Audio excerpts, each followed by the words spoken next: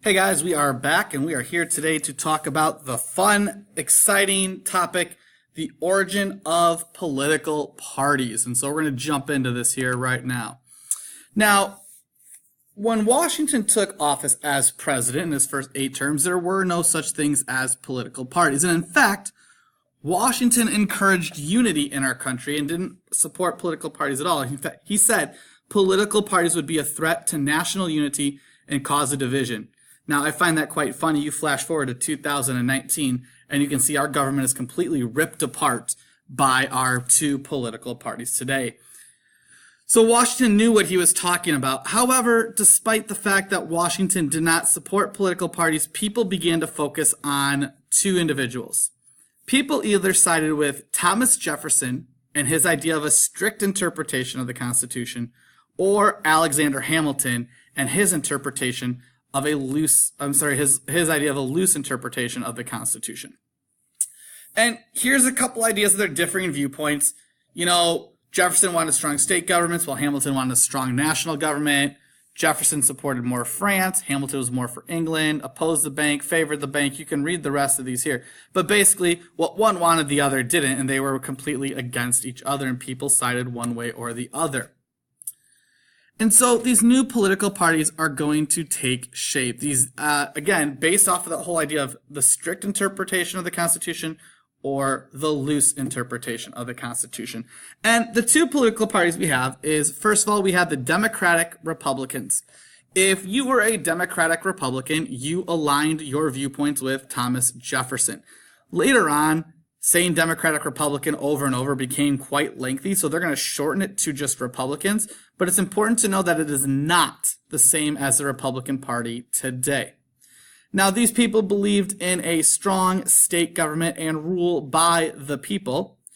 They were supported by small farmers, artisans, and also some wealthy planters, just depending on what crop and stuff they generally grew at their plantation. The other side of the coin were the Federalists, and these are people who aligned with Hamilton's views. And these people had a strong federal government, or believed in a strong federal government.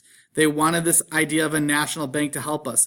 And if you were a merchant or a manufacturer in the North, or again, some wealthy planters, you agreed with this. And so you were torn down the side if you were a Democratic Republican with Jefferson or a Federalist with Hamilton. And all of this leads us up into the election of 1796. Now, this was the first election after Washington, so we are now going for our second president of the United States.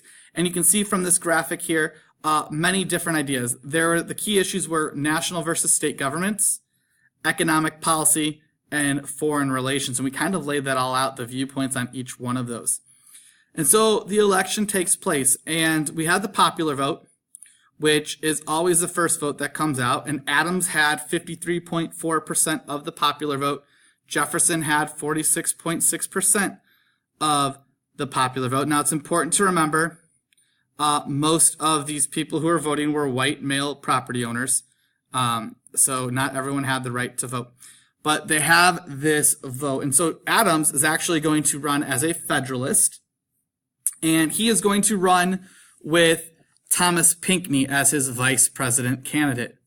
Thomas Jefferson is going to run as a Democratic Republican, and his vice president candidate will be Aaron Burr. And after the election takes place and the Electoral College vote comes out, keeping in mind you need 70 electoral votes at this time to win, John Adams wins the presidency with 71 electoral votes. In second place is Thomas Jefferson with 68 electoral votes, followed by Thomas Pinckney with 59 electoral votes. Other category received 48 electoral votes, and Aaron Burr brought up the end with 30 electoral votes.